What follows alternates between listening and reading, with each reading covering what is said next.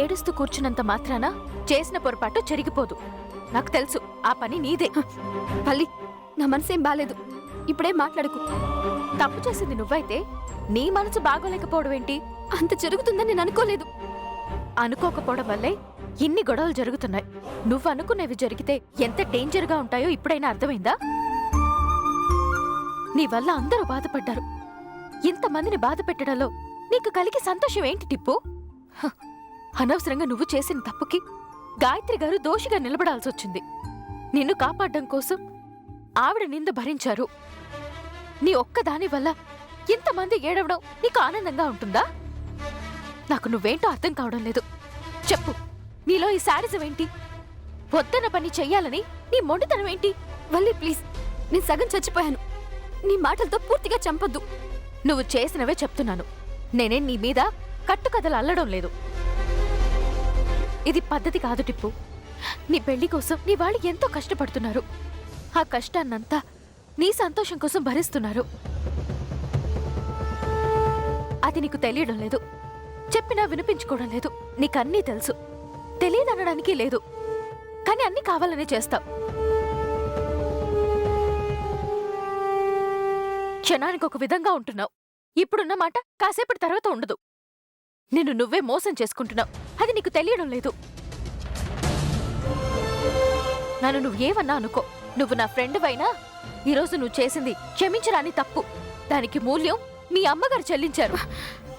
వల్లి, వాళ్ళెలాంటి వాళ్ళు నీకు పూర్తిగా తెలీదు. ఒకవేళ నేను ఉప్పు కలపకపోయినా, పొరపాటున పడినా కూడా వాళ్ళిలాగే ప్రవర్తిస్తారు. నీకు తెలీదు వల్లి. పొరపాటున అనేది జరగలేదు కదా టిప్పు. నీలో ఇంకా తప్పు చేశాననే ఫీలింగ్ రాలేదు. నువ్వు చేసిన పనిని సమర్థించుకునే ప్రయత్నం చేస్తున్నావు. ఇది కరెక్ట్ కాదు.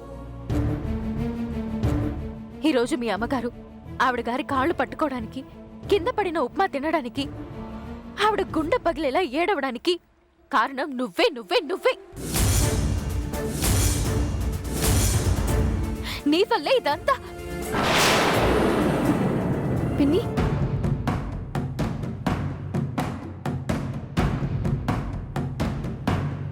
మీ నాన్నమ్మ గారు పట్టుచీర కట్టుకొని ఉండమని చెప్పారు. పూజ ఉందంట. పిన్ని,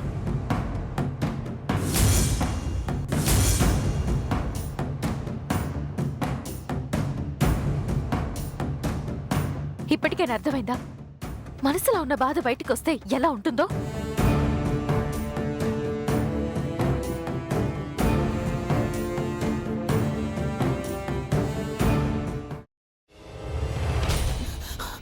నువ్వు ఇంకేమన్నా చెప్పాలా? ఇంకేమన్నా అబద్ధం చెప్పాలనుకుంటే చెప్పేయి. నేను చూడాలనుకుంటున్నాను నన్ను మోసం చేయడానికి నువ్వు ఎంత నీచానికి దిగజారగలవు అని. ఎందుకు ఆలియా, ఎందుకు నువ్వు ఇలా చేసావు? నీకు తెలుసు కదా, నానమ్మ తర్వాత నీ ఒక్కదానిని కదా నేను పూర్తిగా నమ్మేది. ఏమన్నావు నువ్వు? ఈ మధ్య అన్నిటినీ మర్చిపోతున్నావా? అది చాలు. వాటిలో ఉన్న శక్తి విషయాన్ని గ్రహించి మనకు వివరిస్తాయి.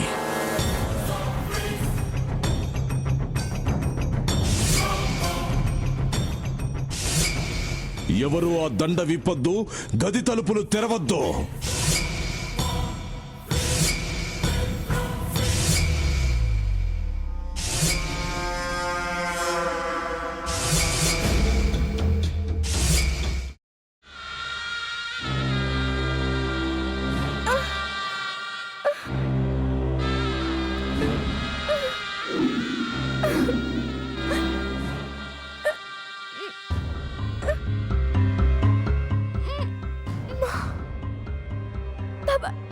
వద్దు బాబాయ్, నేను చేయొద్దు బాబాయ్, ప్లీజ్ బాబాయ్.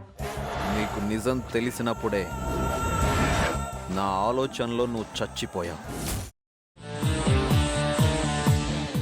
ప్లీజ్ కొంచెం తినండి. ప్లీజ్. భీమారావు గారు, మీరా? ఇగో మీరా కాదు, సక్కుబాయ్. అవును, మీ పనామే లేచిపోయిందని చెప్పి కంప్లైంట్ ఇచ్చినావు కదా.